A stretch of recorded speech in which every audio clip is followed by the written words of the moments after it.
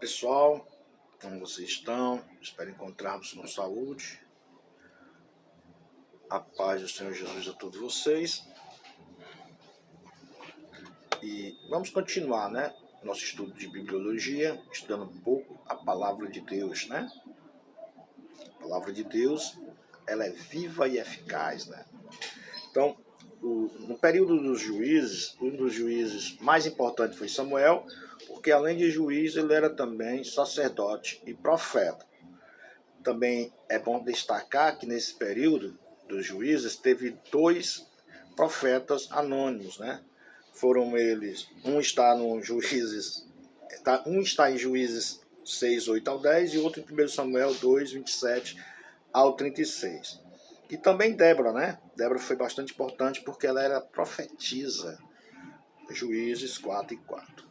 Esse período foi muito conturbado, porque, segundo o próprio livro de Juízes, cada um fazia o que bem parecia reto aos seus olhos. É uma anarquia, Está em Juízes 21 e 25. E Deus levantava nesse período pessoas para julgar o povo. Só que o povo voltava ao pecado de novo e voltava a ser escravizado por Satanás novamente. Porque o diabo, ele escraviza a pessoa,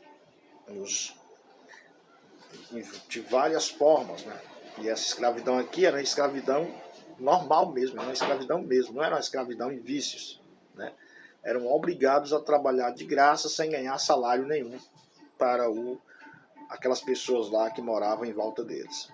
Mas hoje a gente vai entrar no período da monarquia, pessoal. Período da monarquia. Esse período ele abrange os reinados de Saul, Davi e Salomão. Eles foram escritos nesse período foram escritos nesse período o livro de 1 Samuel, do 9 a 1 Reis 12 e 1 Crônicas 10 a 2 Crônica 10. Foi um período áureo, e esplendoroso para Israel. Saul fixou sua capital em Gibeá e Davi conquistou Jerusalém das mãos dos jebuseus e tornou a capital de Israel. Deus faz aliança com Davi, prometendo-lhe nunca faltar herdeiros para o trono, e se cumpriu com Jesus Cristo, descendente de Davi. O templo foi construído num reinado de Salomão. Foi uma obra imponente, magnificante, seguindo uma planta revelada pelo próprio Deus a Davi. Então a construção ela durou 7 anos e foi feita por 30 mil israelitas e 150 mil cananeus. Durante essa época houve diversos profetas não literários. Suas obras não foi escrita, Não literário é porque não foi escrito, mas eram profetas. Um grupo incluindo Saul, 1 Samuel 10, 10, Depois veio também Gade, veio Natã, veio o profeta Aías. Já no reino dividido, esse período ele vai da divisão dos reinos à época do cativeiro babilônico. Salomão iniciou seu governo bem, sendo temente a Deus e piedoso, mas na velhice ele afastou-se à idolatria e tendo inúmeras mulheres. A maior parte vinda de povos pagãos fizeram com que o homem de Deus desviasse. Muita mulher, muita sogra, aquela coisa toda, e levou o servo de Deus a se afastar da presença dele. Por causa disso, Deus fez uma divisão nos reinos, A divisão foi predita pelo profeta Aías e aconteceu no governo de Roboão, um dos filhos de Salomão. Salomão morreu, quem reinou no lugar dele foi Roboão. Então, nesse período, o reino se dividiu. Com a divisão, a parte norte chamou-se Israel e teve 10 tribos. O primeiro rei do reino do norte foi Jeroboão I. A religião oficial foi o culto ao bezerro, religião que Jeroboão importou do Egito, o culto ao bezerro. Afundou-se no baalismo, e um culto indecente e desumano a Baal e Astarote. Os profetas Elias e Eliseu, juntamente com o rei Jeú, comandaram a luta contra esse tipo de culto, a Baal e Astarote. O reino de Israel, ou o reino do norte, durou 250 anos. Teve 19 reis, sendo o último Oséias. todos adoraram o bezerro. O pior deles foi Acabe, e o menos pior foi Jorão, que quebrou a estátua de Baal, mas continuou adorando o bezerro. Quer dizer, Jorão quebrou a estátua de Baal, mas continua adorando o bezerro. Quer dizer, trocou um ídolo pelo outro. Nenhum dos 19 reis procuraram levar o povo ao encontro de Deus. É interessante também dizer que foi então que os reis Tiglat-Pileser II e Sargão II da Síria, Tiglat-Pileser III, desculpe, o terceiro, né? E Sargão II da Síria, invadiram o Reino do Norte, levando o povo de Israel cativo em 722 a.C.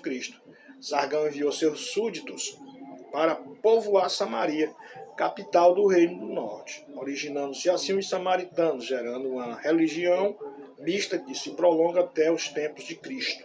Então, os samaritanos teve a origem com Sargão, mandando o povo da Assíria para o norte de Israel. Além de destruir o reino do norte, a Assíria invadiu Judá, né, capturando todo o Judá menos Jerusalém. Devido a uma intervenção de Deus, o anjo do Senhor feriu 185.000 assírios de uma só vez. Posteriormente, a Assíria foi vencida pela Babilônia. Então, o reino da Babilônia invadiu a Assíria, destruiu Nínive, e a Assíria deixou de existir como um reino. A partir dessa época, a cronologia bíblica se torna mais precisa. As Olimpíadas gregas, iniciadas em 776 a.C. e realizadas a cada 4 anos, são uma referência para o cálculo das datas, né? Além disso, o Império Romano deixou rezas que servem de guia cronológico.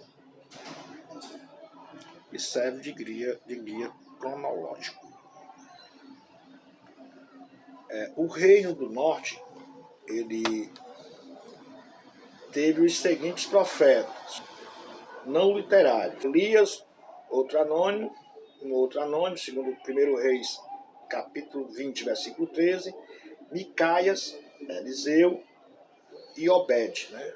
Esses não eram literários. E teve também outros profetas literários do Reino do Norte, que foi Jonas, Oséias, Amós. Amós era profeta de Judá, mas com mensagem para Israel. E Miqueias, também de Judá, mas com mensagem para Israel. Esses foram os profetas do norte. Então, o norte teve seus profetas literários e não literários.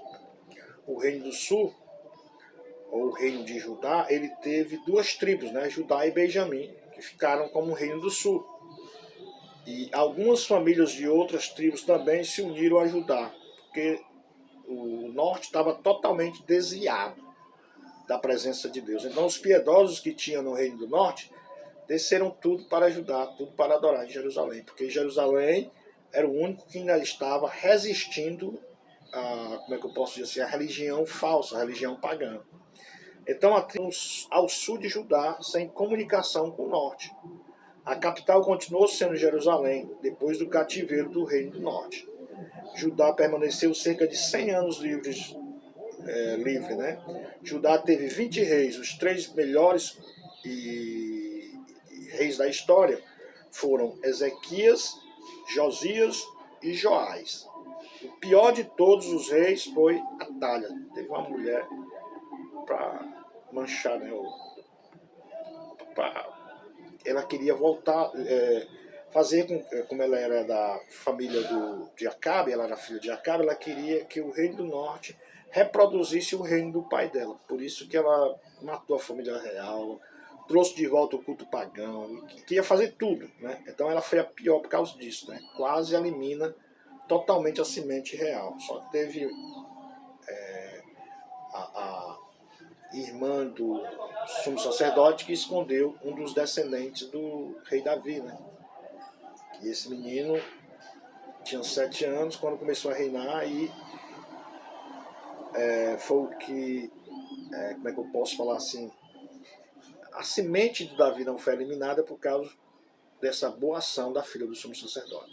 Então, meus irmãos, Atalha foi a pior governante que teve em Israel. E Ezequias, Josias e Joás foram os melhores que queriam levar Israel para perto de Deus. O cativeiro babilônico. Nabucodonosor invadiu Judá, levou preso o rei Joaquim, levou também cativos os membros da família real, inclusive Daniel, e a contagem de 70 anos de exílio começou em 606 a.C., quando, 3 anos depois, Joaquim se rebela contra Nabucodonosor. Depois disso, Nabucodonosor volta, saqueia o templo e leva Joaquim, filho de Jeoaquim, além de 10.000 outros judeus, entre príncipes e oficiais e aristocratas, e põe Zedequias, né, irmão de Joaquim, como rei em lugar deste. Levou também cativo o profeta Ezequiel nesse período.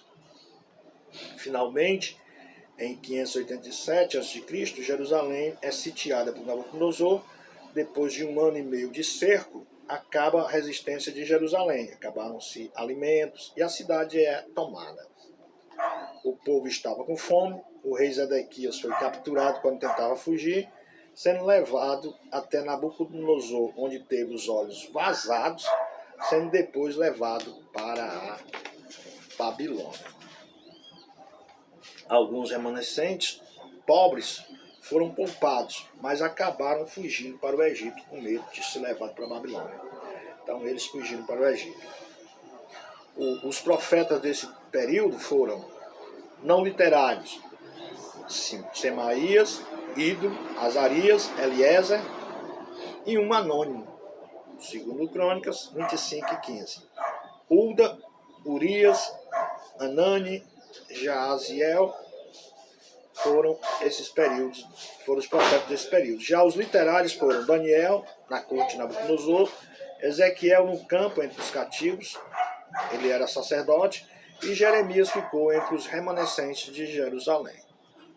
O cativeiro, ele curou Israel da idolatria até hoje. Desde então, os judeus não podem ser acusados de idolatria. Então, devido ao cativeiro, as escrituras passaram a ser estudadas e surgiram as sinagogas. Então, as sinagogas surgiram no período do cativeiro.